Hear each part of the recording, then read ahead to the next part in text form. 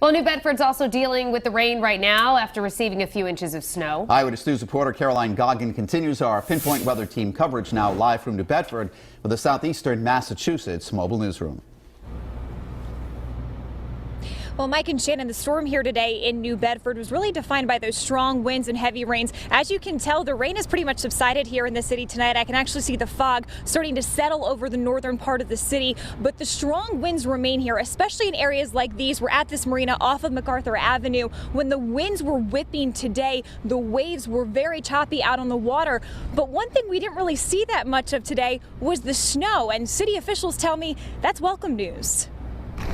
The city of New Bedford breathing a sigh of relief for the rain. When I looked out the window, I'm like, wow, there's no snow on the ground or anything. It looked like it was more rain than anything. So. Parts of southeastern Massachusetts saw snow early on in the day, but in areas like New Bedford, which is right along the water, rain and winds took over shortly after the storm began. Now the roads are marked by slush, not snow. The slush is heavy and it has to be pushed aside because it's all going to freeze over the next few days. We're expecting some colder weather to come in, and so we've got to anticipate that.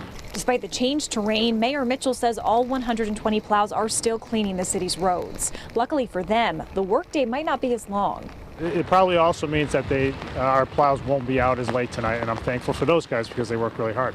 And with temperatures expected to drop, Mitchell says the roads require that attention as rain could turn to ice later on. And as we said, we really haven't seen much snow here in New Bedford today, but that is not the case in other areas of the state of Massachusetts. Coming up new at 5:30, we'll tell you what the governor has to say about today's storm. Reporting live in New Bedford tonight with the Mobile Newsroom, I'm Caroline Goggin, Eyewitness News. In southeastern Massachusetts, also feeling the impacts of this March snowstorm today. Eyewitness News reporter Caroline Goggin has been live in New Bedford since early this morning. She joins us now with more on the current conditions there. Caroline? Well, Mike and Shannon, there's really not much rain here. There's not much snow here tonight, but there are very strong winds here in New Bedford. One thing I do want to note tonight is the parking ban was lifted in the city of New Bedford at 5 o'clock. But this storm caused two concerns for the city. The first was the strong winds, as I was talking about before, especially on these areas by the water here on MacArthur Avenue at this marina. They thought these strong winds could cause some power outages. They were also concerned about how much this storm would cost the city of New Bedford. I caught up with the mayor earlier today, and he had some good news to share on both those fronts. As the city of New Bedford weathers the weather, officials also balance the budget. March is turning out to be more expensive than most Marches. New Bedford allots $450,000 annually for snow removal. Mayor Mitchell says they surpassed that before this storm. He tells us even though the snow quickly changed to rain, all 120 plows will still service the city. They've been plowing all day. I mean, it doesn't look like a real mess out here, but just wet.